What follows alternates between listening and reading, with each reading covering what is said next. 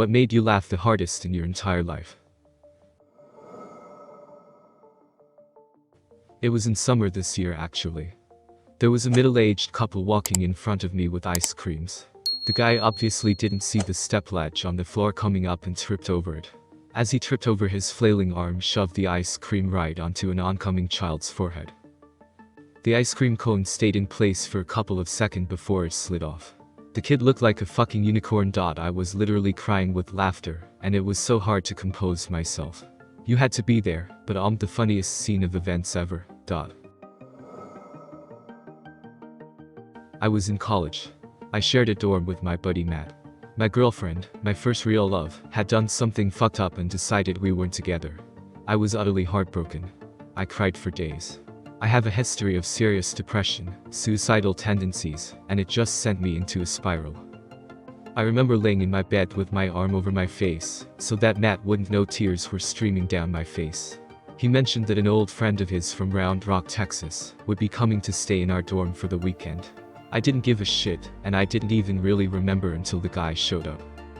He came in the door, Matt introduced him as Chet, and I stayed in bed with my arm over my face. Matt and Chet were catching up, talking about old times, when Chet asked what was my problem. Matt explained the breakup and the depression. Chet proceeded to walk over to my bed and pull the covers off me. He pulled my arm off of my face and said, "Not while I'm here. Not on my watch." I couldn't stop crying. He dragged me out of bed and sat me down next to Matt. We just talked. He started telling jokes. I wish to God I could remember what he said. Within 30 minutes I had, for the first time in my life, fallen out of my chair laughing. I laughed so hard I cried. He was that funny. The entire weekend he had me laughing. I loved him for it. It was like meeting a brother or an angel or something. When he left I hugged him, so many times, and told him I loved him. We kept in touch a little bit over Facebook, just once in a while. One day I checked his Facebook at random. All of the posts said "RIP" or "I miss you so much." I couldn't figure out what was going on. It literally made no sense. I texted his aunt and said, "WTF is this stuff?" She said, "I'm so sorry, baby. Chet has hung himself." His ashes were spread in Garner State Park, outside of Round Rock. It was his favorite place. I was at my mother's house when I got the message. She hadn't seen me cry since I was 10 years old. I tried so hard to swallow it down. I broke down. It has been about 6 years, and I still think of him and break down. But I will never forget the day he got me out of bed and said, "Not on my watch." I may ask Matt, my old dorm buddy, just what it was Chet said to me to make me fall out of that chair. I will never forget Chester Haydell. Standing on the sidewalk next to one of those metal electrical boxes. My little sister is standing between me and the box, facing me. She shouts "Tag Yard" and spins around to run away at a full sprint. She slams into the box just like Wile E. Coyote running into a wall. I have never laughed so hard in my life. The people passing by afterward just saw a 6-year-old crying next to an adult laughing her ass off uncontrollably on the ground.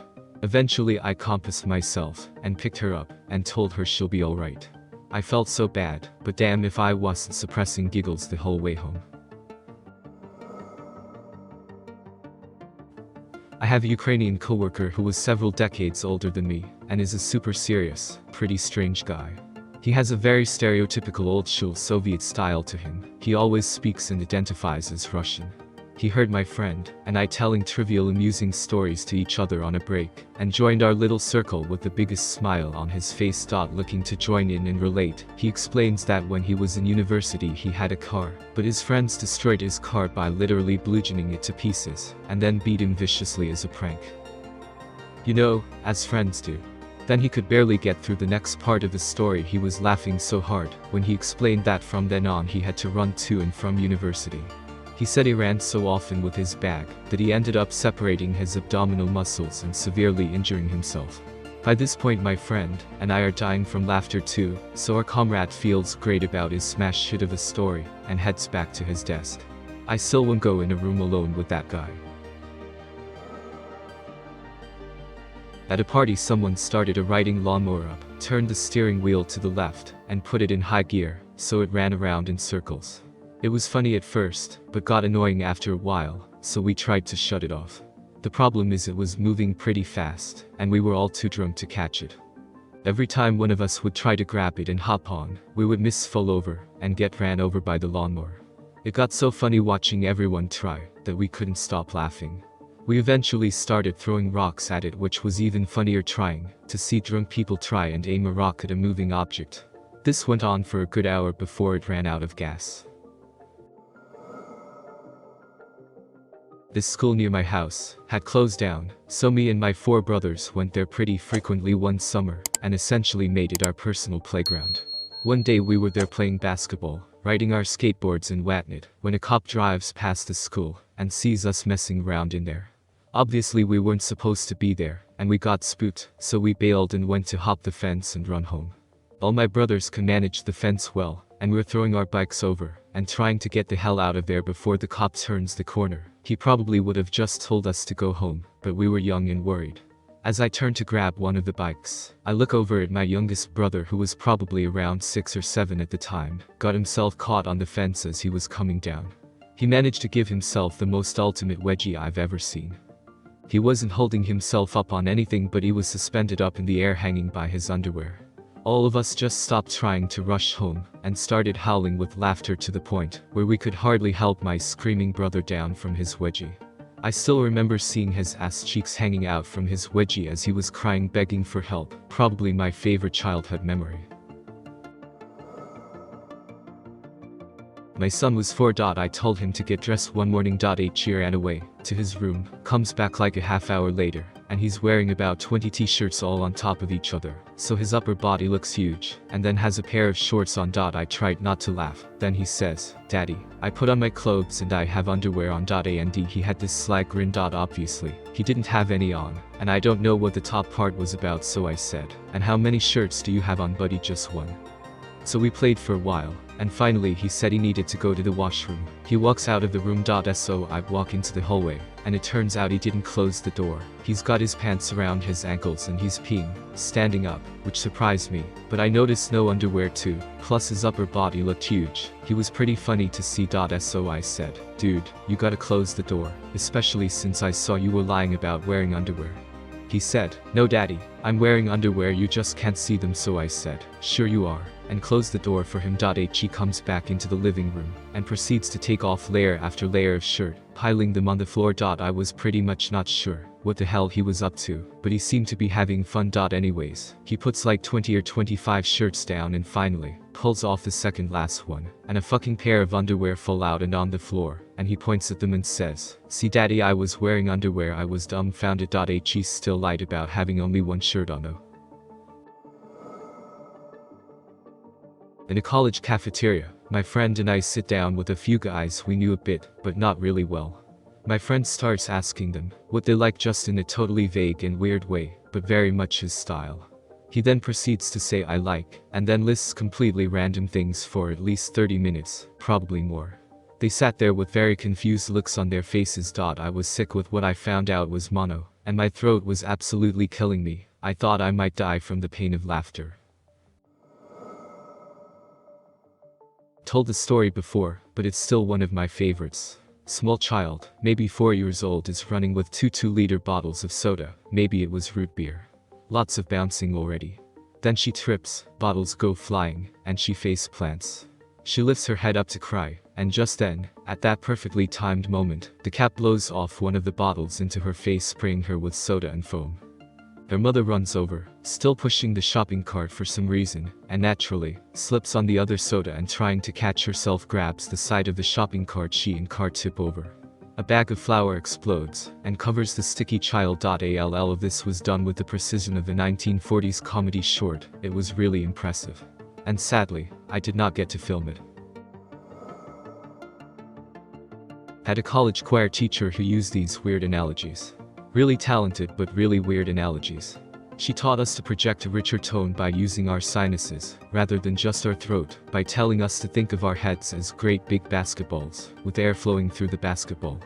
"Okay lady, my head's a basketball." Another time, we were doing a song with a lot of rubato. The tempo speeds up and slows down depending on artistic styling from the conductor. She told us to imagine we are batters at batting practice.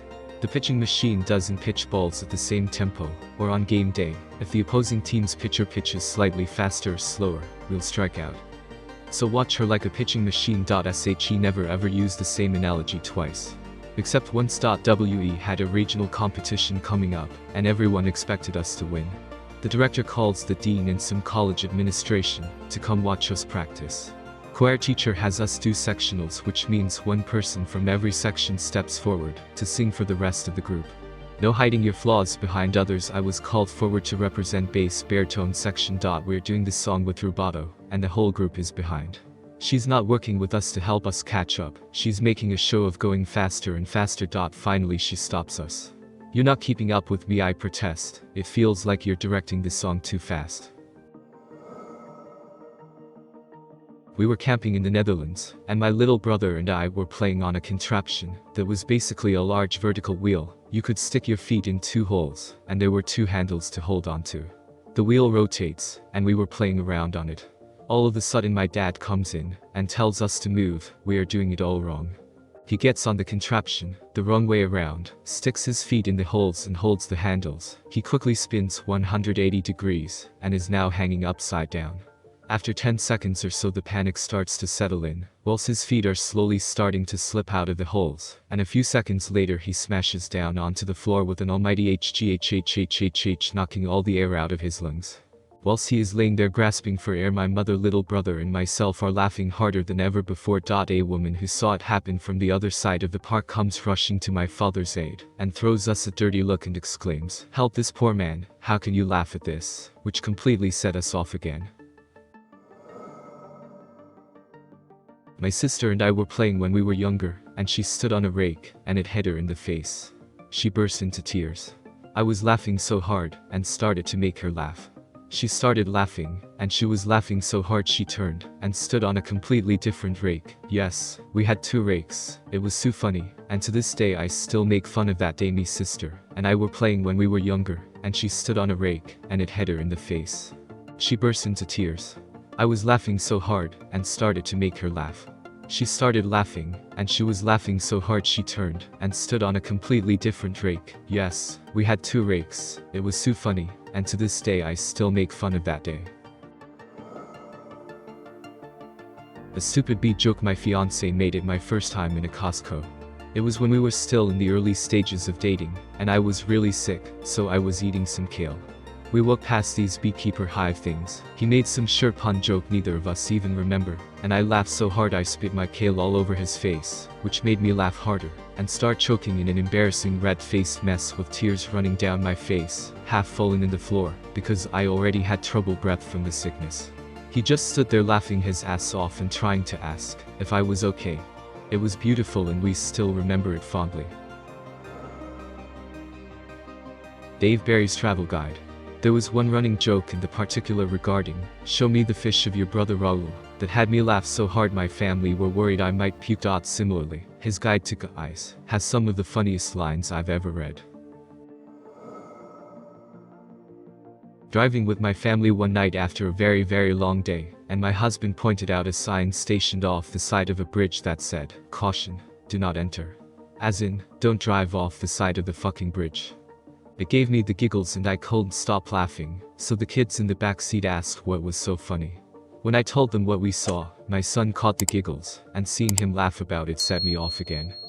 My daughter didn't understand what was so funny about it, and she kept demanding we explain ourselves to her, which only made it funnier, because we just couldn't stop laughing long enough to get it out. Finally, after my son and I calmed down, my daughter said in a very imperious voice, "It made me sad that I couldn't participate in this moment, and the whole thing was so absurd it just yanked me back into the fit of laughter." I was sob laughing the whole rest of the way home. In my defense, I was absurdly tired. Was staying in a hostel. Heard lot of sounds in adjacent room, and went to check out. The 4 people who lived there were shaking, as if they have seen a ghost. One guy had bleeding fingernails. What happened was, 2 cats got into the room, and started fighting on the chest of the bleeding guy. He screamed, jumped off bed and started scratching the wall with all his strength. When I tried to imagine that, I fell down laughing with others. It was so painful to laugh that hard, I couldn't eat properly for 2 more days, as a laugh will burst out throughout meals.